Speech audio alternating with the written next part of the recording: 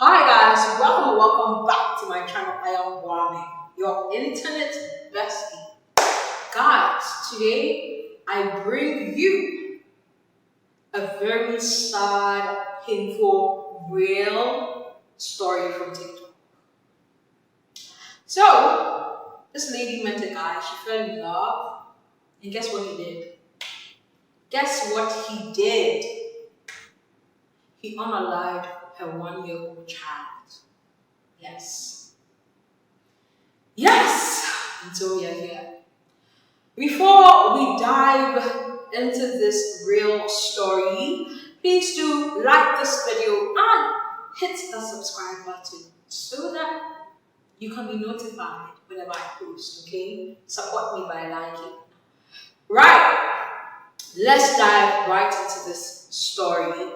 And before I forget, please be very respectful in the comments, okay? As we listen to this story, I am sure emotions may be heightened, okay? I am sure anger may erupt. And I am sure we may be inclined to play the blame game, okay? But whatever your thoughts are, be genuinely honest, but be respectful because this is someone's real story. Let's get into it. Story time. Story time on how I lost my 1-year-old son. Okay, so this happened years ago, but I can remember it like it was yesterday. So right out of high school, I went to the military, right? Everything was going good for like the first year. Boom, I get pregnant. The guy I got pregnant by ended up being deployed out of the country. So here I am, pregnant with this man baby, and he gets deployed to Korea. I was getting in a lot of trouble in the military, so I decided to get out on an honorable discharge, and go back home so I could be around family to have this baby because, I'm like 19 and 19 and alone and afraid. So I get out the military, I go home. Boom. I have my baby. Everything cool. I get back into the groove of things, being back home, being out the military. I got me a crib. Or whatnot, go find friends and the girls that I used to hang around. Boom. So, I'm hanging around these girls, and one of the girls introduced me to her cousin. Like, this is my cousin, you know what I'm saying? He cool people, you know what I'm saying? You should hang out with him. Like, okay, bet. So I'm getting to know this guy, and we're kicking it. Of course, I'm the kid. I'm the one with a car. I mean, I'm the friend with everything. So I got the car, I got the crib, you know what I'm saying? I got the bread. So, of course he want to kick it with me. So we do that. So I'm getting to know him. We're hanging out. He's coming over to my house.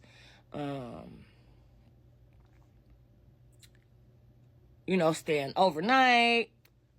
Things of that nature.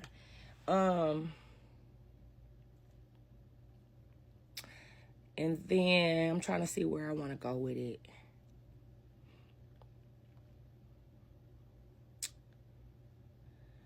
So, time is going on and we spend it. So by this time, it's probably been, it's crazy with timelines because in a moment, time go fast, but you don't realize like how much time has gone by and shit. So, boom, we 2-3 months into this shit where he just coming over every now and then, spending the night. I pull up on him, go pick him up. Just little shit like that. So, back after everything happened, you kind of look back at things and be like, damn, this was happening. Or, damn, maybe when this happened, this was happening. But eventually, it all came full circle, and I realized a lot of shit. Mind y'all, I was young as hell. I didn't know shit, you know. I had my baby. I was 20. I was probably 20 by then. So boom, the night that my son passed away.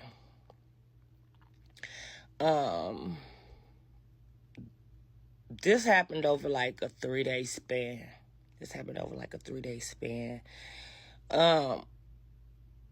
January 29th, it was his first birthday. Myself and the guy, we were together, you know. I didn't have a big birthday party for him or anything. I was young, so like big birthday parties and all that shit wasn't that big, you know. And so we did something small. I went and bought him a birthday cake. And just celebrated. It was just myself and him, you know, the guy that I was talking to, and my parents, you know. Whatever, we came, we cut some cake, sang happy birthday to him or whatever. So my mom and them came by. They were like, I guess just from her being a mom, she felt something. And in a joking sense, you know, she said something like, I know you're not hitting on my grandbaby, to the guy, because it seemed as if my son was afraid of him, I guess, in that little moment that she caught. Maybe they were like exchanging them. He was holding them, or my mom was holding him, or somebody was holding him, and he seemed afraid. And so my mama jokingly said, like, I know you're not hitting on my grandbaby. Why he's scared of you? And we all kind of laughed, like, no, you know. But my mama still had, like, that mom sense. And so she like, well, you know, Crystal, he can come spend the night with me tonight, you know. And I'm like, you know, fine, shit, you know, I got company anyway. You know, I'm looking at it like that, like, oh, I got company. Like, yeah, go ahead and take him. So he left with her that night. He left with her January 29th. He left to go spend the night with my mom. Guys, I am not playing the blame game, but don't you think it's weird that she, the mother of the child, was really around this guy, right, for a while, and she didn't notice that her child was sort of scared of him. But her mom came to visit once, at least from this story, and picked it up. I don't know. Let me know what you think so far.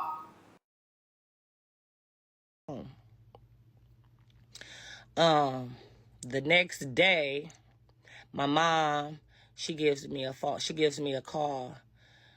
And she's explaining like, yeah, Crystal, we, you know, his nose is running, you know, seeming to have a slight cold, you know.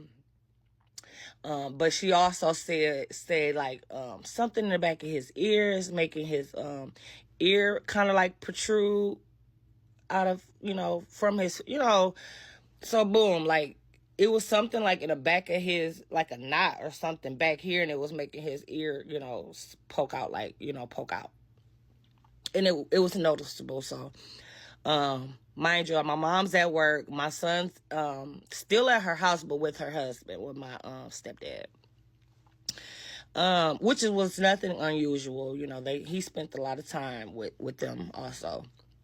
So, you know, I'm like, okay, that's fine. I'll call the doctor, make him a walk-in appointment, you know, and boom, we'll go. She said, okay, fine. We do that. I don't know if, I pull up at her house. I park my car and I get in the car with her. And we go to the doctor. And my doctor, she wasn't in. So he seen the physician assistant. I hated that because, like, this doctor, She was never in the office. She was always on vacation. I remember she got pregnant with like twins, so she was on maternity leave a lot. Just like, I was just like, oh my God. Like, every time I come to the doctor, we never get to see her. Lately, it's always somebody else, and it was pissing me off because, you know, when you choose a doctor, you choose that. Guys, also, I'm thinking about this. He had a growth behind his ear. Does a growth just like appear? Like, I know a growth just appears, but from what she's saying, her mom called her the day after his son's birthday and said, you know, there's a growth behind his ear and it appears to be pushing his ear forward or whatever it is. I'm just wondering, was the growth there and maybe she didn't notice until her child went over to his grandma's place and then the grandma noticed? I don't know. Or was it like there and maybe ignored? Let's find out. Specifically, so you want to see your doctor. You don't see other people, but... So, boom, he sees the doctor. The doctor's all like, yeah, he just has... they said he had an upper respiratory infection. Everything was going to be fine. And so, you know, we took it as that. They didn't prescribe us any medicine at all.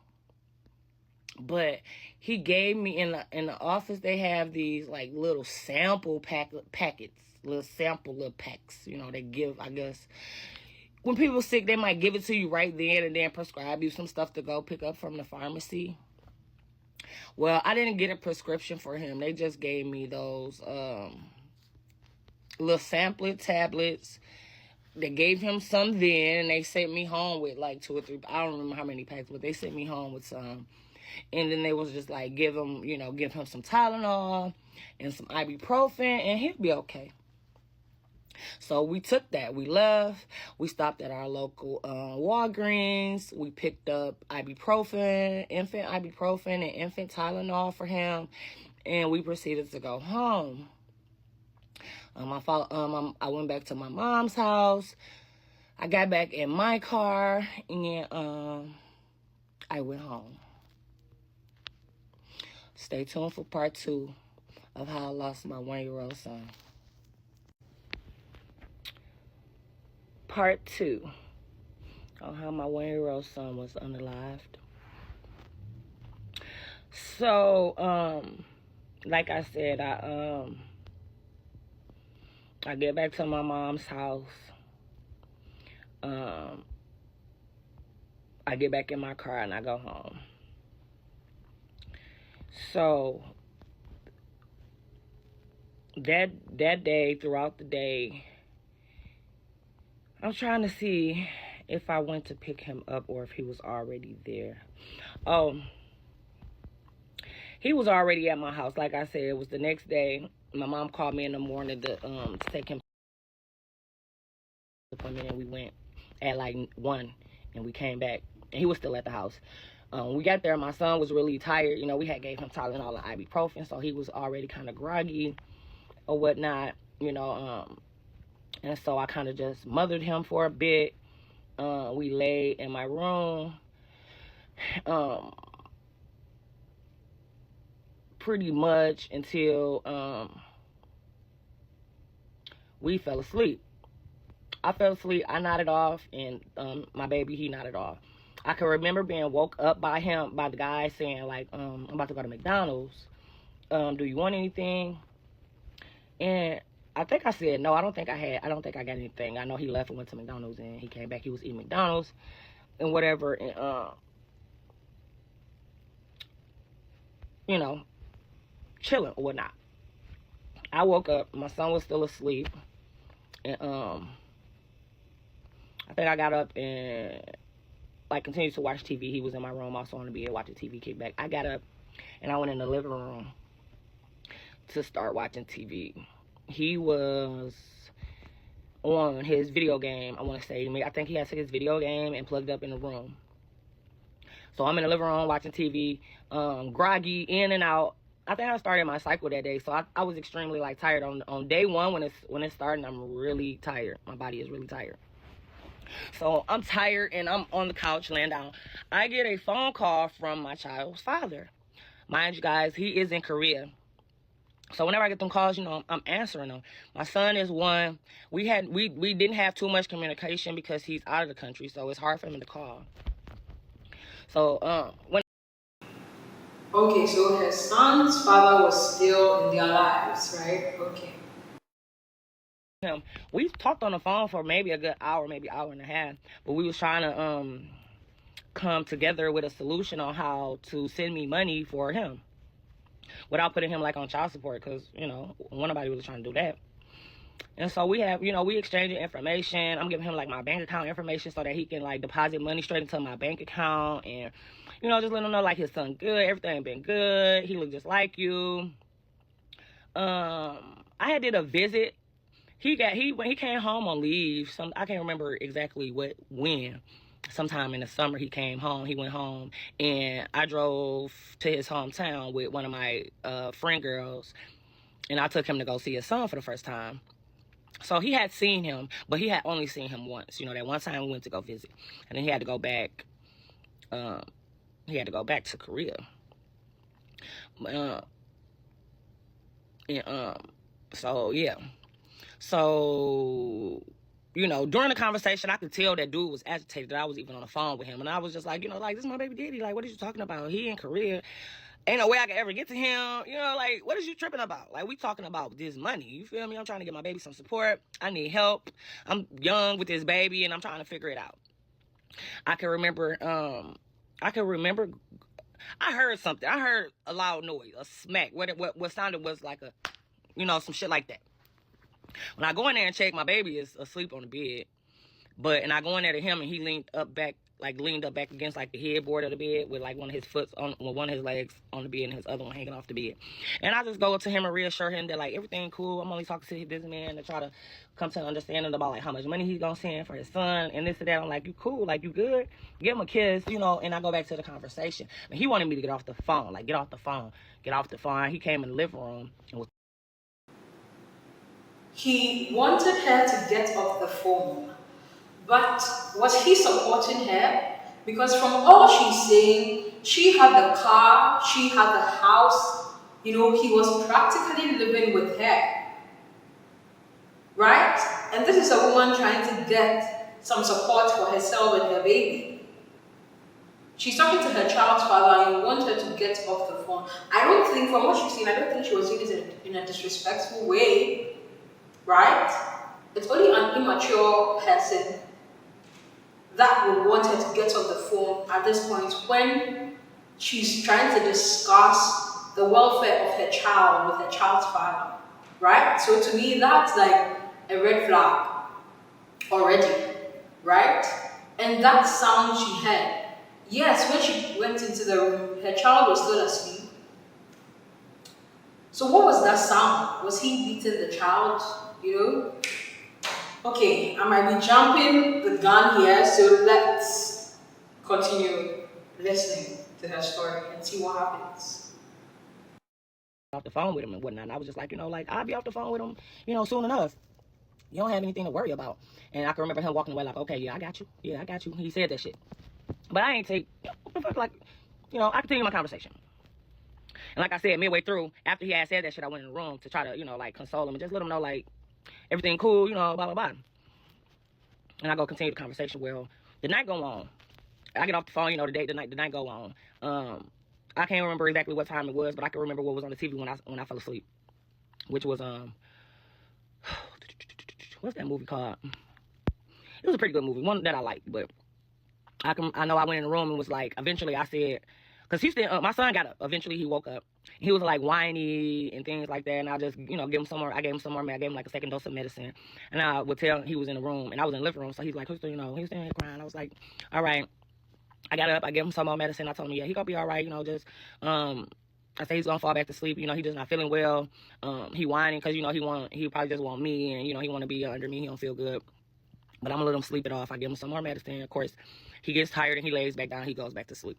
I eventually, after all that, I go back in the living room and I continue to lay down and fall asleep. I can remember getting up and saying, y'all just stay in the room. I had like a queen size bed, or maybe even a full. I don't remember, but I do remember telling him like, you know, you can sleep in the room with Houston. He already in there on the bed. You were already in there, so you know you can sleep in there. I sleep on the couch tonight. I don't want to be like fighting for space in the bed or anything. So y'all can have a room. I sleep on the couch. And he was like, cool. So that's what happened. You know, I stayed on the couch for the night. Like I said, I can remember the movie. I can't think of the movie name. It was the movie where like a little. I'm confused. Her child was sick and she offered the man her bed, like her room, and she's left on the couch away from her baby. This is me being judgmental. Let's continue. I don't want to be. I really don't want to be. I want to be as respectful as possible. So let's just continue, okay? If you have nothing nice to say, you rather not say it, right? Let's continue and see what happens. What happened? Seen this murder, and his brother was like protecting him, trying to protect him. Then they ended up with this like officer or detective or somebody trying to protect them from these people that was trying to kill them because they were a witness to a murder. It's an old movie. One of my favorite. I cannot think of the name only because I'm trying to think of it right now. But you know, this is the movie that was on when it all happened. When I fell asleep that night. Like I said, I continued to fall asleep. I get a phone call. We had landlines there, so my phone ring. It's my best friend. It's one of my best friends. She like, excuse me. She like, girl, Chris on my side. Like, what's up? What you trying to do? Like, come open the door. And I'm like, girl, we in here sleep. It's 12 o'clock at night. You know, girl, we in here sleep. Like, I get with you tomorrow. I come, you know, pick you up in the morning. I come pick you up when we wake up and get dressed or whatever. And she's just like, okay, bet. So she pulls up. So I guess she pulled up. I don't know, whatever. Maybe she sat out there for a while. I don't know. But she never came and knocked. And that was the end of the conversation. I hung up. Once I hung up the phone, I'm like, I noticed dude on the other side of the living room on the two-seater couch. Like, it's a three-seater couch, a three-seater couch, and then I think it was just that two-seater and a three-seater. I was on the three-seater, sleep, and I woke up and seen him on the other side, and I was like, why is he in the living room? Yeah. Yeah, why is he in the living room? Isn't he supposed to be in the room she left for him to sleep on the couch? Or was he like probably going somewhere? Like, was he probably trying to sneak out and then because she woke up because of the phone call she got from her friend, he had to like quickly sit? Or had he done something to the child by then and came out? Look, I am getting ahead of myself. Okay, the lady is quite long-winded. You know, she tells the story quite slowly, and so I sped it up a bit. You know, so let's see what happens. Okay. Boom, like I said, that was my best friend telling me to come outside or open the door. She was outside, like she wanted to come over and kick it, like, what's up? I told her, like, we was in the house, we were all asleep, it's in the night for us, like, I hit you up in the morning, I, you know, slide on you, come pick you up tomorrow. And I woke up, I noticed that the guy was on the other couch, which was confusing for me because I told him that he can stay inside of the room. Like, why wouldn't you want to be on the bed with all this, with more space versus all squished up on the two-seater couch? You know what I'm saying? He, you know, tall, you know what I'm saying? So it didn't make sense, but I see him over there and I'm like, well, since he out here, I can go get in the bed, you know, with my baby. So as I am getting up to go into the bedroom with my baby, I see him laying on his back, you know, gasping for air. Head extremely swollen. In distress, clearly in distress. He had bubbles, spit bubbles or whatever coming out of his mouth. And I go into a panic. Of course, I am hollering at the top of my lungs. What's going on? You know, I'm calling my son's name. I'm yelling at the guy that's in my living room. I am screaming at the top of my lungs. I am pretty sure the whole neighborhood heard me. And I stayed in the apartment, so I am pretty sure all the neighbors probably heard me. So the fact that he didn't budge, he wasn't moving, he wasn't getting up, I feel like he was acting like he didn't hear me. And I'm steady screaming his name to get up. I get to my phone.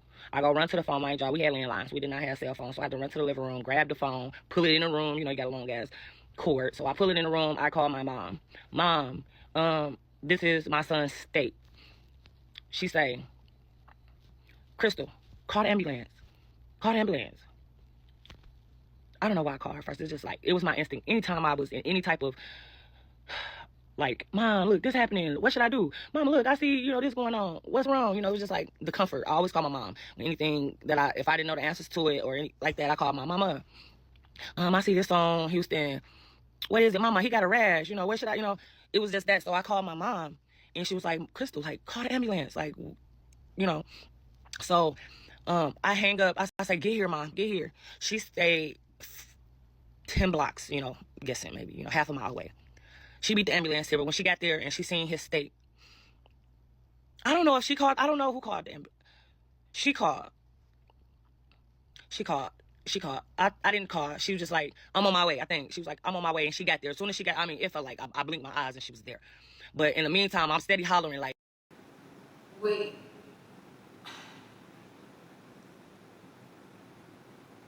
I get it. She was a young mom, okay?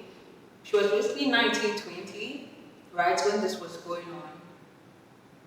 And I get her explanation of, being used to calling her mom first when anything happened, right? But even after her mom told her to call the ambulance or the police or whatever, she still didn't call them. I get it. We can never assume or we can never imagine what we would do, when something tragic happens, dopamine hits different for everyone, right? So, yeah.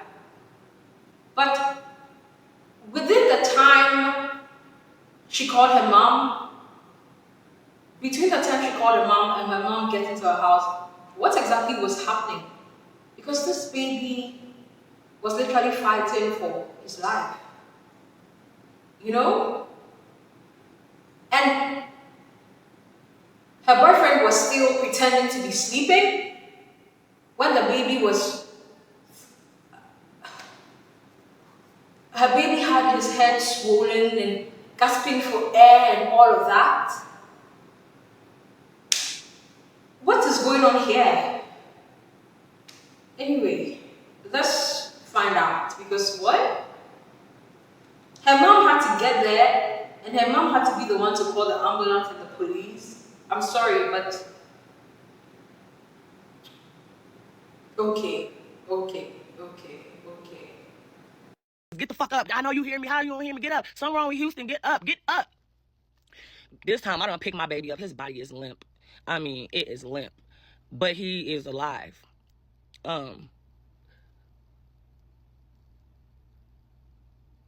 My mom gets there. She comes in and oh my gosh, she calls the ambulance immediately. She calls 911 immediately. And we all just in there freaking out. We're freaking out. I don't know, like, when you're going through shit, I watch so many of these like story videos and I just understand, like, when you're going through stuff, your mind state is definitely not there. Like, you question, like, why did I do that? Why didn't I do this? Or I was getting him dressed.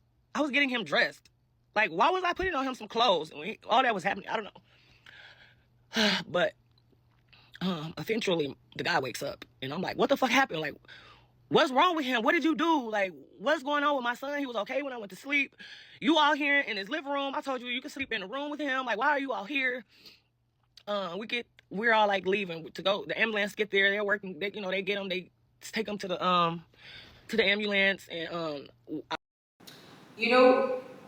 I get why she had all these questions, right?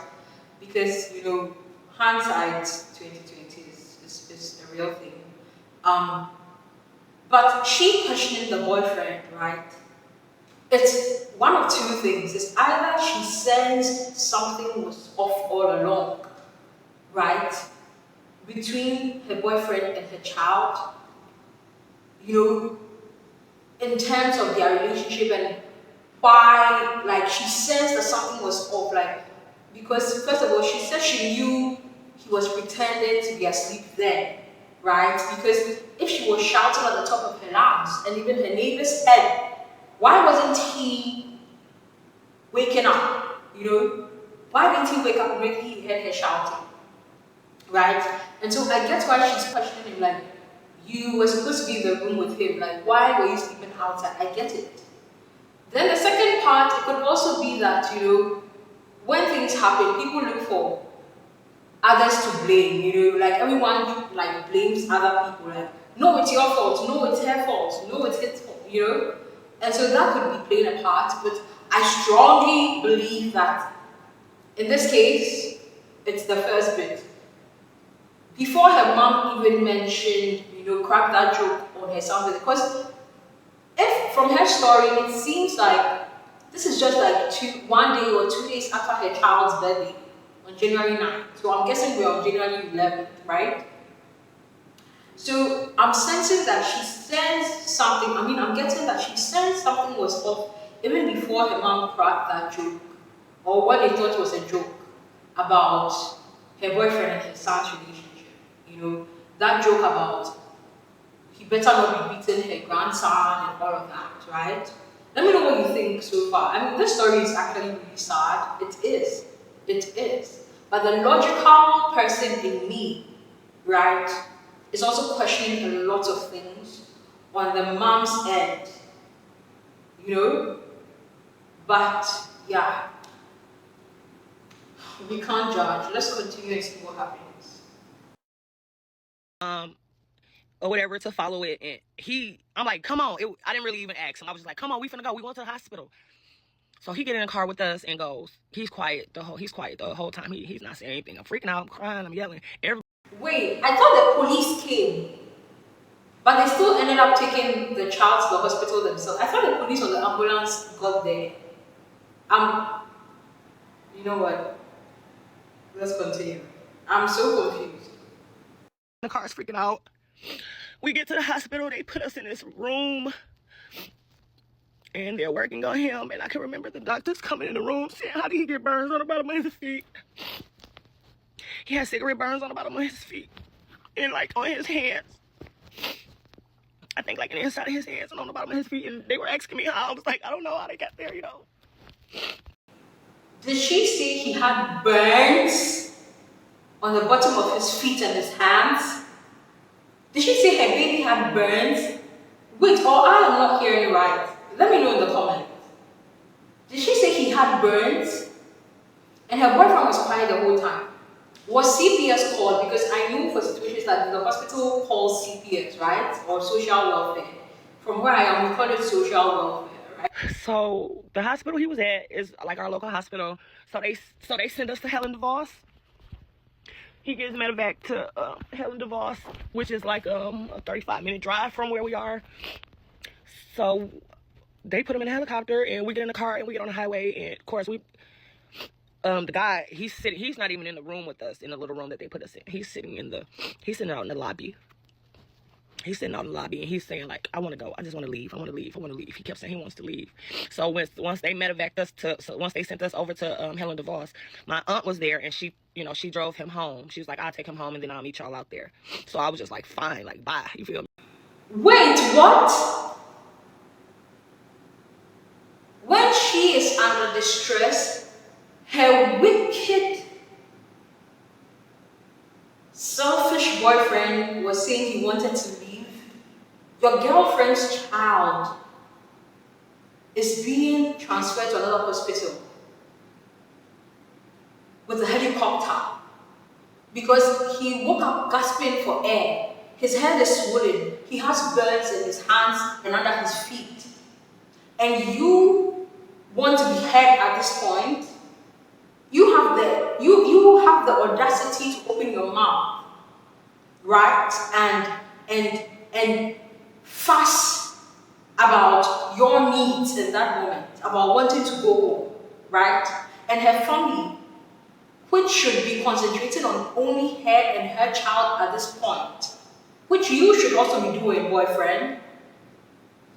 One of your family members who has to, be dedicating their time and their full support to her at this point, right?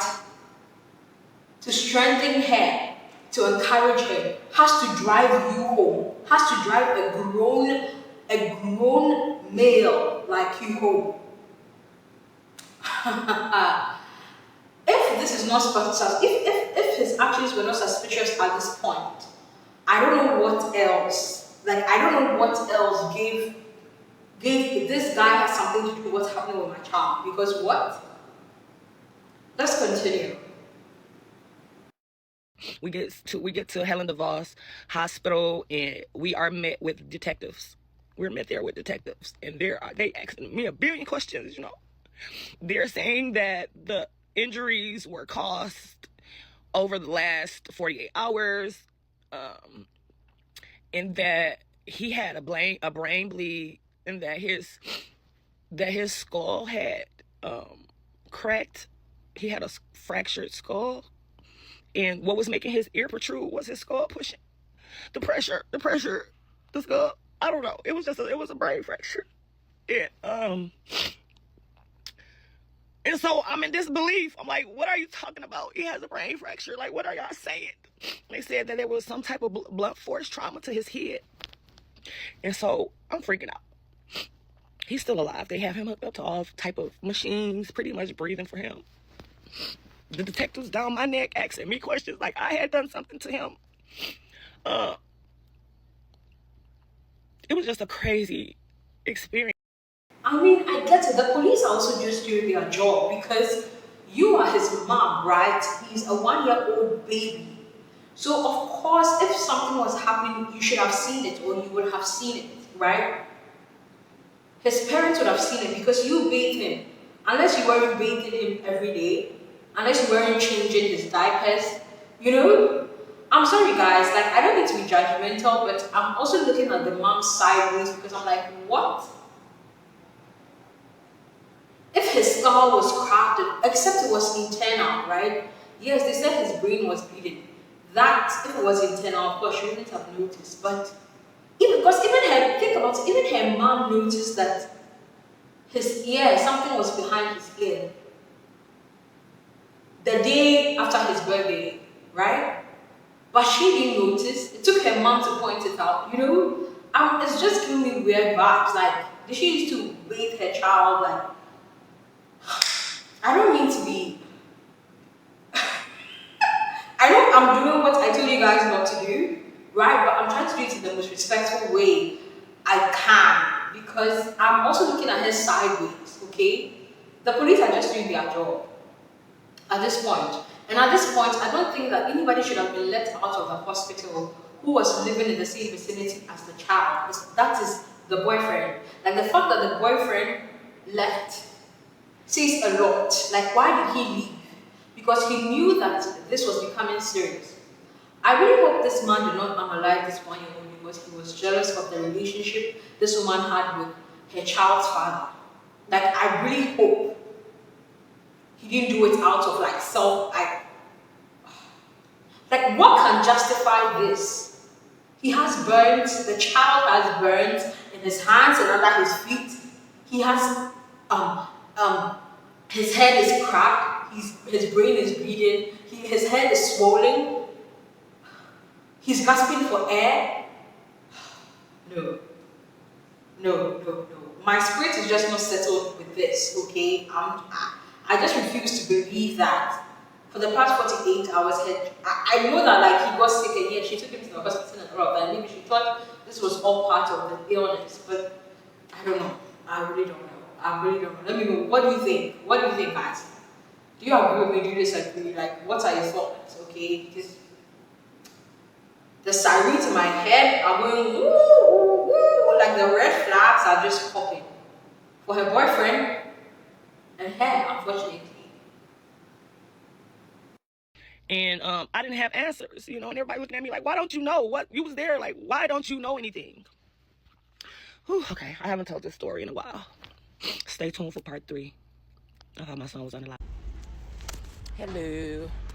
This is part 5, I believe, of how my son was unalived. And I'm sorry if the other videos even getting on TikTok to do anything like this. So I'm sorry if the first few videos dragged or whatever. But I was just trying to give like a full narrative of what happened and how it all led up to that or whatever. So okay, so she's saying this because people in the comments of her previous videos, part 1 to part 3, were saying she was really dragging the story and she should tell it faster and all of that. So that's why she gave this apology, right? Let's continue. This is actually part 4. She missed the parts. She mixed them up, okay? I mean, she missed the parts, okay?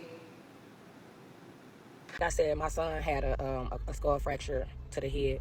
And of course, detectives were questioning us, trying to see what happened, letting us know that everything happened in 48 hours span. And eventually, my son had no brain activity. And on February 1st, we decided to pull the plug, guys. Okay, so fast forward.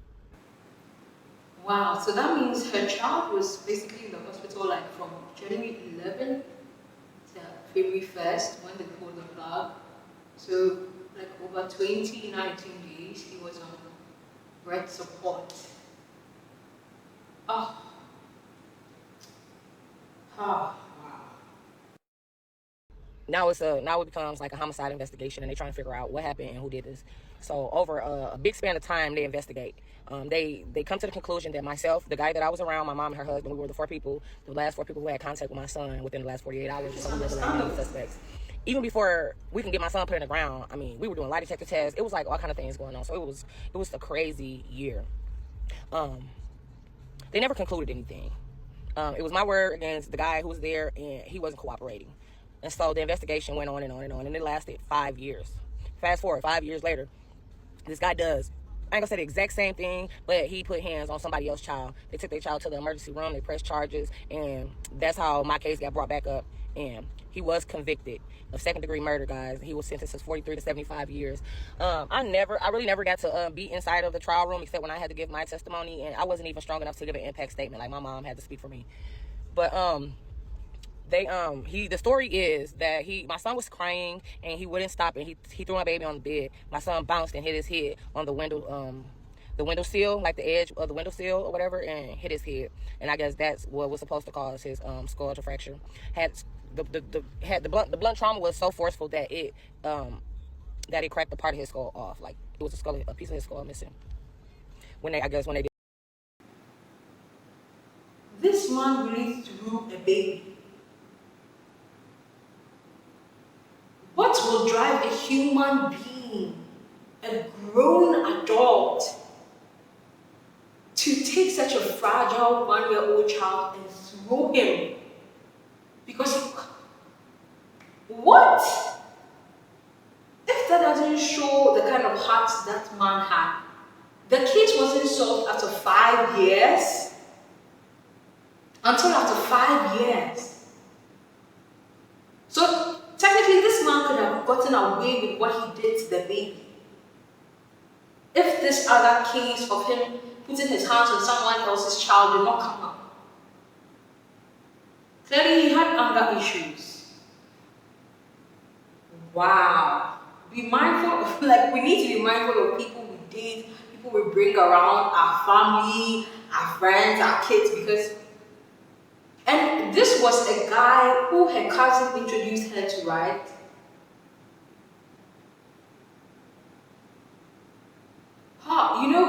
Sometimes I don't blame people. Like, when people try to introduce people to others for romantic reasons, I don't blame them, because the thing is, you will never know who someone really is.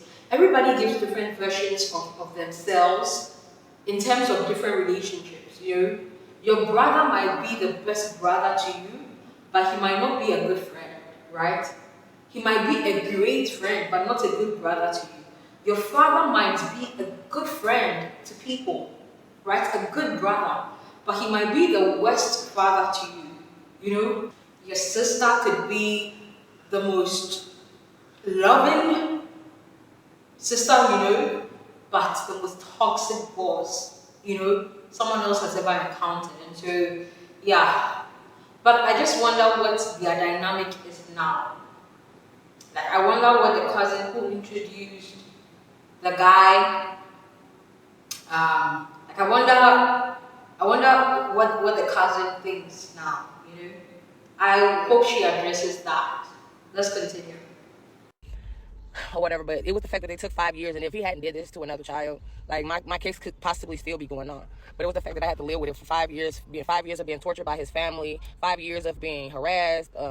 I was taken to court by them. Anytime they see me, they would like try to fight me, argue with me. They didn't care where I was or who I was with, what the occasion was. Like, they were acting a plain fool. I never received an apology from him. I never received an apology from his family. A lot of them backed off, but the mama, she still hates my guts. So yeah, that's my story in a nutshell. The UNALIVED's mom hates her guts. The audacity of his family. This is a convicted UNALIVED. He's been convicted, she said it.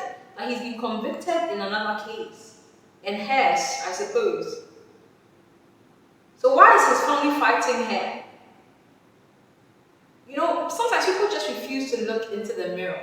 Like, instead of fighting her, why don't you go talk some sense into your family member, into your brother, into your son, about hitting children? Am I crazy? Like, what? People are just hilarious. Like, people just have misplaced anger, you know? They just have such a misplaced anger. Oh, no. That I was dating, and it took 5 years for the city to find enough evidence against him to convict him. He admitted it. He confessed and finally told us what happened, and he is now away in jail for the next 43, mandatory to 75 years. And I just thank y'all for sticking in there with me. For those who did watch it, and I see a couple comments saying like, "Ooh, child, we was trying to stick it through. Like, I don't know how to tell stories or whatever," but I don't. I might have babbled on along a lot about stuff, but I just wanted to kind of give the full detail of what happened. If you got any questions, just put them in the comments, please. Thank you. I'm back. So this is just like a follow-up of things that I went through and still currently go through if I see this family in public. But during the 5 years before he was convicted, I dealt with a lot right in the beginning. So the guy left his PlayStation at my house during this whole ordeal, like from us leaving to go to the hospital and, you know, all those things. He had left his PlayStation at my house. The mom sued me. She sued me and took me to court. We had to go to court about this PlayStation that her son left in my house, not knowing that the police had taken the PS4 or the PS like 2 or 3 back then. It was like a 2 or 3. They had Her baby's UNALIVED's mom sued her for his PS. What? What kind of mother is that? A mother that promotes, or how should I say, supports her son's ridiculous, pathetic behavior. Is it even a behavior? What? So you took this woman's child away from her, and then you are tormenting her each and every day. She's already living through torment, regret, and the had I known, and the what ifs, and all of that. And this family is still tormenting and torturing her by suing her and taking her to court for a PS5. What? I mean, I'm sure it wasn't a PS5 then, because this is like probably 15, 20 years ago. But what? These are the kind of toxic moms that sign off on everything their sons do. Like, they don't care how their sons treat people. They don't care if their son is right or wrong. Even if they support their son for his wrongdoing in public and in private, you know, even if a mom supports her son in public and reprimands him in private, I would understand. But these moms, these sort of hellish moms, what? Who? To get him to come down to the court, to the police station to be questioned, because like I say, he wasn't cooperating and the family wasn't either. And they didn't, I guess, didn't have to. He didn't have to give a statement. He didn't have to take a lie detector test. He wasn't subpoenaed to do none of those things. And so he was. Wait, he wasn't made to take a lie detector test. He wasn't subpoenaed, but her mom, her dad, and her. I thought the police was investigating the four of them. the 4 people that the child spent the last 48 hours of his life with. So I'm guessing their relationship ended once the child, was admitted at the hospital, because this evil man, this wizard, knew what he had done. Wow. Family, they sued me. That was one of the first things that happened. I ended up getting like a PPO out on them so that they couldn't have contact with me. The mom seen me at a gas station one day, followed me, tried to run me off the road. You know what I'm saying? That shit had my mental state going crazy. What else? I seen them. What? Okay, I understand why their son turned out that way, because clearly this man's mother is also crazy. Of course, we haven't heard her side of the story, but no, nothing can convince me that there was a justification for you to follow the woman, like the woman who your child, the woman, I can't even put together the. There's no justification to follow your son's victim's mother around in your car. What? What is happening here? Whew. Again, on another day, I was pregnant. I was pregnant with like my son, the first child after my first son's passing. This is like 5 years later, 4 or 5 years later down the line, that I'm pregnant with my first child after losing my first son. And I see them, I'm leaving the dentist office and I see them. These people trying to fight me. Like, I'm 6 months pregnant, they're trying to fight me. They end up taking my keys, so I end up having to get my car towed. I didn't have a second set, so I ended up having to like get my car towed to like a place where I had to get a key ignition lock or whatever that is. Either way, I had to pay a lot of money to get that fixed because they took my keys, my house keys, all of that, trying to fight me that day. I see them in local grocery stores. They talk loud and be real ignorant. You know what I'm saying? Every time his mom, definitely, like the siblings and stuff, I can say like they have moved past it and they don't treat me in such a way. Taking her keys, isn't that like false imprisonment? Because technically taking her keys means keeping her confined to a space where she didn't want to be anymore. Like, isn't that like a criminal charge? What? This man's mom is crazy. Public, but anytime I see the mom, it's definitely up. You feel me? But I just feel like as a mother, you want to support your kids, but right is right and wrong is wrong. You know what I'm saying? So I feel like at some point she should let it go because your son did wrong. He admitted it. Like, come on. I don't understand how you still talking about like I set him up. But that's how it goes. What else? Shortly after everything happened, like me losing my son, I say like 6-7 months after that, I got deployed. I was in the military, so I get papers now. I gotta get deployed in this mental state. Like, I am not in the right mental state to be trying to go shoot guns at people. Like, come on.